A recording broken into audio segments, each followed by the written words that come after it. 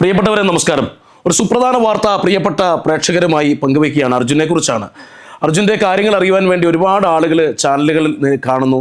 പക്ഷേ അവരെല്ലാം നമ്മളോട് ചോദിക്കുന്ന ചോദ്യമുണ്ട്, എന്താണ് നിങ്ങൾക്ക് പറയാനുണ്ട് എന്ന്. പക്ഷേ എനിക്കൊന്നും പറയാനില്ല. വിളിക്കുന്നവരെല്ലാം വളരെ സങ്കടത്തോടു കൂടിയാണ് നമ്മളോട് സംസാരിക്കുന്നത്. അവരെല്ലാം നെഞ്ചുവിട്ടി ചോദിക്കുകയാണ്, എവിടെയാണ് അർജുനൻ? അർജുനൻ്റെ കാര്യങ്ങളൊന്നും അറിയില്ല, അതിനുവേണ്ടി ഒരുപാട് വിഷമിക്കുന്നുണ്ട്.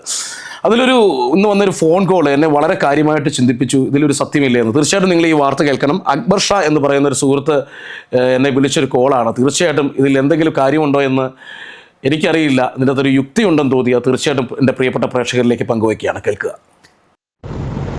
നമസ്കാരം സാർ, എൻ്റെ പേര് അക്ബർ ഷാ.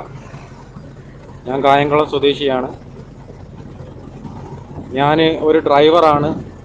ഞാൻ എല്ലാ വാഹനവും ഓടിക്കും. ഞാൻ മണ്ണ് ടിപ്പർ അങ്ങനെയുള്ള വാഹനങ്ങളും ഓടിക്കുന്ന ആളാണ്. മലയിൽ വണ്ടി കയറ്റുന്ന ആളാണ്. മണ്ണിൽ പണിയെടുത്തിരുന്ന ഒരാളാണ്. ഇപ്പോൾ ഞാൻ കണ്ടെയ്നറാണ് ഓടിക്കുന്നത്. സാർ, എൻ്റെ ഒരു ഗസ്സിങ് ആണ്. അങ്കോളയിൽ ഉണ്ടായ ആ അപകടത്തിൽ അർജുൻ എന്ന ചെറുപ്പക്കാരൻ ആ മലയോട് ചേർത്താവണം ആ വാഹനം പാർക്ക് ചെയ്തിരുന്നത്. വാഹനത്തിന് നല്ല വെയിറ്റ്, ഒരു 28-30 ടണ്ണിൽ മേലെ ഭാരമുള്ള ആ വാഹനം മലയോട് ചേർത്ത് പാർക്ക് ചെയ്തിരുന്നു. ആ മണ്ണിടിച്ചിൽ മേളിൽ നിന്നുണ്ടായ സമയത്ത് റോഡിൻ്റെ ഭാഗത്തോട്ട് മണ്ണ് വീണു. മലയോട് ചേർന്ന് തന്നെ വാഹനം കിടപ്പുണ്ട്. അർജുൻ ഉറക്കമായത് കാരണം ഒന്നും അറിഞ്ഞില്ല. ആ റോഡിലോട്ട് മണ്ണ് വീണു.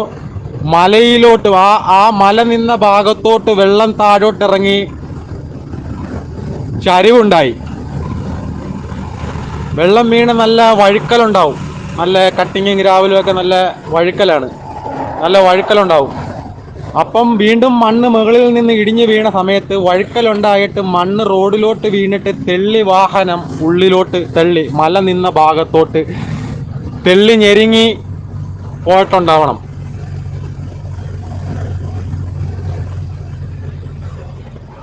ആ GPS ലൊക്കേഷൻ കാണിച്ച അതേ ഭാഗത്ത് തന്നെ, വണ്ടി പാർക്ക് ചെയ്തിരുന്ന അതേ ഭാഗത്ത് നിന്ന് മല നിന്ന ഭാഗത്തോട്ട് ഉള്ളിലോട്ട് കയറി വേണം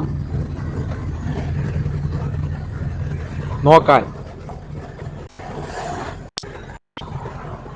അവിടെ ഒന്ന് പരിശോധിച്ചു കഴിഞ്ഞാൽ ഉറപ്പായും അവിടെ വാഹനമുണ്ടാവും. കാരണം ആ ചരിവുണ്ടായത് കാരണം, മലയിടിഞ്ഞ് ചരിവുണ്ടായത് കാരണം വണ്ടി തെള്ളി ഉള്ളിലോട്ട് പോയി. അവിടെ ഒരു ചതിപ്പ് പോലെ ആയിട്ടുണ്ട്. ആ ചതിപ്പ് പോലെ ആയത് കാരണം ചരിഞ്ഞു എന്ന് വെച്ച് കഴിഞ്ഞാൽ ഒരു സൈഡിലെ വീല് ചരിഞ്ഞ് തെള്ളി നിരങ്ങി ഉള്ളിലോട്ട് പോയി. ആ വണ്ടി ആ മണ്ണ് ലൂസായത് കാരണം. ആ വണ്ടി പുഴയിലോട്ട് തെള്ളി വീണെങ്കിൽ ഒരിക്കലും വാഹനം സ്റ്റാർട്ട് ആവുകയില്ല. ആ വണ്ടി ആ ഭാഗത്ത് കിടക്കുന്നത് കൊണ്ടായിരുന്നു വാഹനം സ്റ്റാർട്ടായത്. വണ്ടി മഴ പെയ്തിട്ട് എയർ സർക്കുലേഷൻ, അങ്ങോട്ട് വെള്ളം ഇറങ്ങിയിട്ട് എയർ സർക്കുലേഷൻ കിട്ടിയത് കൊണ്ടാണ് വാഹനം സ്റ്റാർട്ടായത്. ആ പുഴയിലോട്ട് തെള്ളി വീണെങ്കിൽ വണ്ടി സ്റ്റാർട്ടാവില്ല. പുഴയിലോട്ട് വീണിരിക്കുന്ന മണ്ണിൻ്റെ ഇടഭാഗത്തും വണ്ടി ഉണ്ടെങ്കിലും ഒരിക്കലും വണ്ടി സ്റ്റാർട്ടാവില്ല. അവിടെ ഒരിക്കലും എയർ സർക്കുലേഷൻ കിട്ടില്ല. നിങ്ങൾ ഈ അക്ബർ ഷാ എന്ന് പറയുന്ന ഈ സുഹൃത്തിൻ്റെ ശബ്ദം കേട്ടല്ലോ അല്ലേ? അദ്ദേഹം പറയുന്ന അവിടെ രക്ഷാപ്രവർത്തനങ്ങൾ നടത്തുന്ന വിദഗ്ധർ ഇതുവരെ കാണിച്ചിട്ടില്ലാത്ത ഒരു കോമൺ സെൻസ് ഉണ്ട്, യുക്തിയുണ്ട്, അതിലേറെ ഒരു പ്രതീക്ഷയുണ്ട്. അദ്ദേഹം സംസാരിച്ചപ്പോൾ അർജുൻ ഇപ്പോഴും ജീവനോടെ ഉണ്ടെന്നാണ് ഈ അക്ബർ ഷാ പറയുന്നത്. ഇതാരും കേൾക്കാതെ പോകരുത് പ്രിയപ്പെട്ട പ്രേക്ഷകരെ. ഇദ്ദേഹം പറയുന്ന പോലെ നിങ്ങൾ ഇനി പുഴയിലിറങ്ങി മുങ്ങിത്തപ്പാൻ തുടങ്ങും മുൻപേ ഒന്നുകൂടി ആ മലഞ്ചെരിവിൽ കൂടി കിടക്കുന്ന മണ്ണൊന്ന് മാറ്റി നോക്കണം. അറിയില്ലല്ലോ, ഉണ്ടായേക്കാം.